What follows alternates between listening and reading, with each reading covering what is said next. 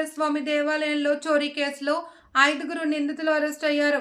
Case పూర్తి వివరాలను వెల్లడించిన శ్రీకాకుళం జిల్లా ఎస్పీ కేవి మహేశ్వర్ రెడ్డి, పలాస నియోజకవర్గంలో గల కాశీబుగ్గ పోలీస్ స్టేషన్ పరిధిలో గల విజయ వెంకటేశ్వర స్వామి దేవాలయం ఈ నెల జనవరి 6వ తారీఖున అర్ధరాత్రి 78.79 బంగారు, 15 కేజీలు 85,000 రూపాయలు నగదు, మొత్తం విలువ 40 లక్షలకు పైగా దొంగతనం జరిగినట్టు ఆలయ నిర్మాత హరిముకుంద పాండా పోలీసులకు ఫిర్యాదు ఇచ్చారు. ఆయన ఇచ్చిన ఫిర్యాదు మేరకు కాశీబుగ్గ డిఎస్పీ షేక్ సబాజాద్ అహ్మద్ సూచనల మేరకు పోలీస్ సర్కిల్ ఇన్స్పెక్టర్ అని Ramakrishna, sub inspector R Narasimhamurthy, మరికొంతమంది పోలీస్ సిబ్బంది కేసుకు సంబంధించి 3 ప్రధాన నిందితులను అరెస్ట్ చేశారు. ఈ కేసుకు సంబంధించి నిందితులైన కుర్మాన శ్రీనివాసరావు, సవర భోగేష్, సవర సుదర్శన్ రావు, ఈ కేసుకు సంబంధించి మరో 2 నిందితులు పొలిటికుర్తి చక్రధర దార రమేష్ కుమార్ అరెస్ట్ చేసినట్లు తెలిపారు. మంగళవారం ఎస్పీ కార్యాలయంలో పత్రికా మీడియా మిత్రులకు కేసు పూర్తి వివరాలు అందించారు. ఈ కేసును ఛేదించడంలో ప్రత్యేక ప్రతిభ కనబర్చిన ఇతర పోలీస్ సిబ్బంది జిల్లా ఎస్పీ అభినందించారు.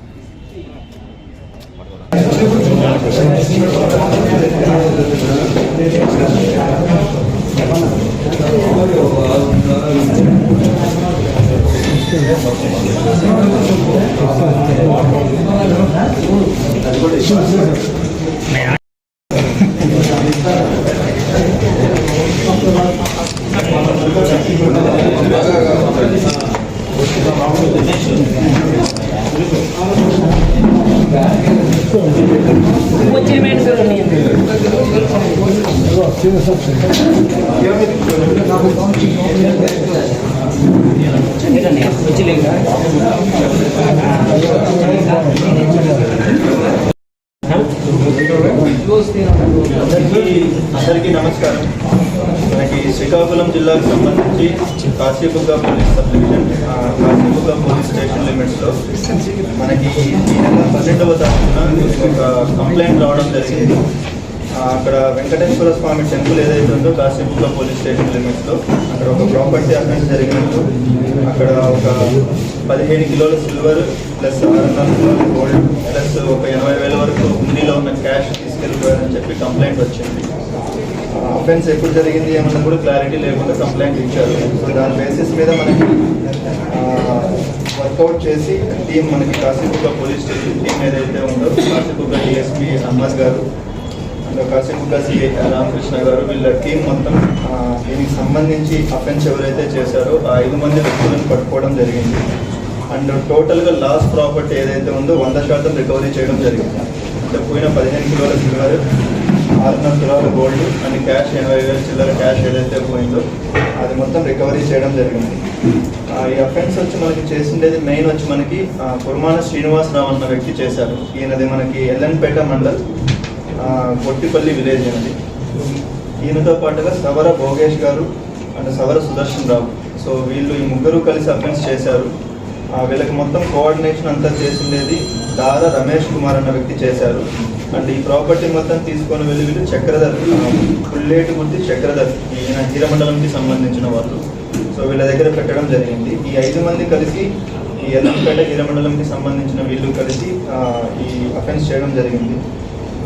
మెయిన్ వీళ్ళ ఎంఓ ఏంటంటే మనకి గూగుల్ ఇమేజెస్లో చూసి ఫొటోస్ ఏవైతే దేవుడి బొమ్మలు బాగా ఉంటాయో లేదా ఆర్నమెంట్స్ ఎక్కువ ఉంటాయో అవి చూసి ఆ టెంపుల్ పైన రెక్కీ చేసి చేయడం జరిగింది. వీళ్ళు 3వ తారీఖున రెక్కీ చేశారు ఆ టెంపుల్ దగ్గర. ఆ టెంపుల్ మనకి ఆల్రెడీ అక్కడ కొన్ని రిపేర్ వర్క్స్ జరుగుతూ ఉన్నాయి. ఆ ప్రాసెస్లో ఏదైతే విండో ఒక మెష్ పెట్టి ఉంటుంది, విండోకి ఆ మెష్ లోపల మెష్ని తీసేసి వెళ్ళారు వాళ్ళు. వెళ్ళిపోయి అక్కడ లోపల లాక్ ఏదైతే ఉందో ఆ లాక్ను బ్రేక్ చేసి అక్కడ ఉన్న ప్రాపర్టీని తీసుకెళ్ళడం జరిగింది. అక్కడ సీసీటీవీస్ కూడా ఉన్నాయి, సీసీటీవీస్ కూడా పెట్టడం జరిగింది ఆ టెంపుల్లో. బట్ ఆ సీసీటీవీస్ డివిఆర్ బాక్స్ ఏదైతే ఉంటుందో ఆ బాక్స్ కూడా పట్టుకొని వెళ్ళిపోయి దగ్గరలో చెరువులో పడేశారు. సో మనం దాన్ని కూడా రికవరీ చేయడం జరిగింది. ఆ ఫుటేజ్ కూడా మనం బయటికి తీసాము. సో ఈ సందర్భంగా మనం అందరికీ రిక్వెస్ట్ ఏంటంటే మళ్ళీ చెప్తూ ఉన్నాము, మళ్ళీ రిపీట్ చేస్తున్నాం మీడియా ద్వారా, దయచేసి టెంపుల్స్ కానీ ఏవైతే ఉన్నాయో లేదా హుండీస్ ఏవైతే ఉన్నాయో మీ ఆర్నమెంట్స్ టెంపుల్కి సంబంధించిన ఏవైతే ఉన్నాయో దయచేసి సీసీటీవీస్ పెట్టాలి. చాలా చోట్ల ఇప్పటికీ కూడా ఇంకా సీసీటీవీస్ పెట్టలేదు. అండ్ సీసీటీవీస్ పెట్టినా కూడా ప్రాపర్గా పెట్టకుండా ఇప్పుడు సీసీటీవీ ఎక్కడైతే ఉంటుందో DVR బాక్స్ అక్కడ పెట్టకూడదు. మనం వేరే రూమ్లో వేరే సపరేట్గా పెట్టుకోవాలి. ఇది కూడా క్లియర్గా మనం ఎక్స్ప్లెయిన్ చేస్తున్నాము. బట్ ఇప్పటికీ కూడా కొంతమంది ఇంకా కొంచెం నెగ్లెక్టెడ్గా అలా ఉంటున్నారు. సో దయచేసి పోలీస్ వైపు నుంచి మీడియా ద్వారా మనకి రిక్వెస్ట్ చేస్తున్నాము. మనకి టెంపుల్స్ అన్ని టెంపుల్స్లో మీకు హుండీస్ ఉంటే దానికి ప్రాపర్గా లాక్ వేసుకోవడం అండ్ దానికి ప్రాపర్గా సీసీటీవీస్ పెట్టి దానికి DVR బాక్స్ని సపరేట్ రూమ్లో పెట్టి లాక్ చేసుకోవడం అండ్ డైరెక్ట్గా మనకు ఆ DVR బాక్స్ నుంచి మన ఫోన్కి కనెక్షన్ తీసుకోవచ్చు. సో దట్ మనం డైరెక్ట్గా ఫోన్లో నుంచి సీసీటీవీ ఫుటేజ్ చూసుకొని సేవ్ చేసుకోవచ్చు. సో దయచేసి ఈ ప్రాపర్ ప్రికాషన్స్ తీసుకోవాలి.